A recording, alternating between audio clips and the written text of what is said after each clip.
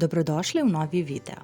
U nastavku imate 4 vrste čokoladnih korpica koje su dekorativne, brzo i lako se prave, tako da su odlične za sve vrste proslava. U današnjem videu ću vam pokazati ovaj brzinski dekorativni kolač koji se lako pravi. Sve što vam je potrebno jeste da istopite 150 g čokolade sa 3 supene kašike ulja, otopite šumsko voće. I onda, kao što vidite ovdje na videu, uzmete ove košarice, na dno košarice sipate malo čokolade, u sredinu sipate to rastopljeno šumsko voće i preko čokoladu. Zatim to stavite u frižider da se malo stegne.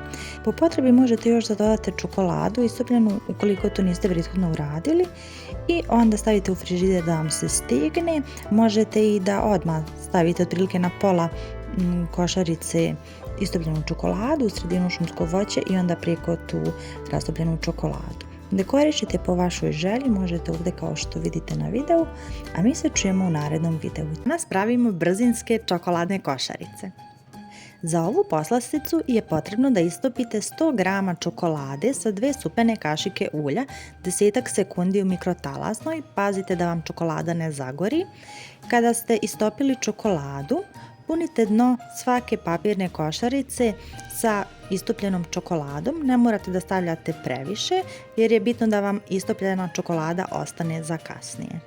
Biće vam potrebno nekih 30 g nasjeckanih orašastih plodova. Možete da koristite orašaste plodove po vašoj želji. Ja sam koristila brusnice, orahe, lješnjake, bademe i ovako napravljene čokoladne košarice bile su mi preukusne. Preko ovih orašastih plodova napunite još svaku ovu papirnu košaricu sa preostalom istopljenom čokoladom. Stavite kratko u frižider da vam se ova čokolada stegne. Možete da služite ovakvim košaricama, a možete i da ove košarice čokoladne izvadite iz ovih papirnih košarica i da tako poslužite gostima. Preko još možete da ukrasite sa malo orašastih plodova kao što sam ja uradila i to vam je to. Pravimo kikiriki košarice. Ako vas zanima ovaj recept, ostanite sa mnom. Za ovaj brzinski kolač vam je potreban kikiriki puter, nasjeckan neslani kikiriki i čokolada. Ja sam istopila 100 g čokolade sa 2 kašike ulja, nekih 10 sekundi u mikrotalasnoj.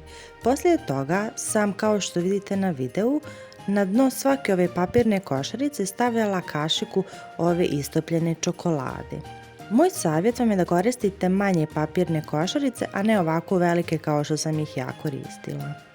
Preko čokolade pospijete nasjeckani neslani kikiriki, a u ostatak istopljene čokolade dodate jednu kašičicu kikiriki putera i sve to promiješate kao što vidite na videu.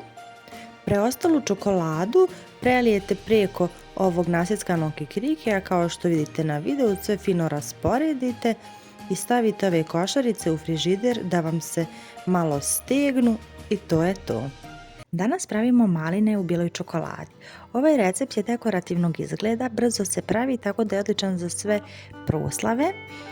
Sve što je potrebno u ovom receptu jeste 150 g čokolade da istopite sa 2 supene kašike ulja. Kada ste istopili čokoladu, pripremite ili svježe maline ili rastopljene smrznute maline i na dno svake košarice do pola sipate bijelu čokoladu, stavite maline u sredinu i preko opet bijelu čokoladu.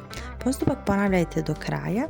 Preko sam stavljala sušene maline, vi po želji kako želite. Stavite u frižider da se stegne i to je to. Čujemo se u narednom videu. Ćao!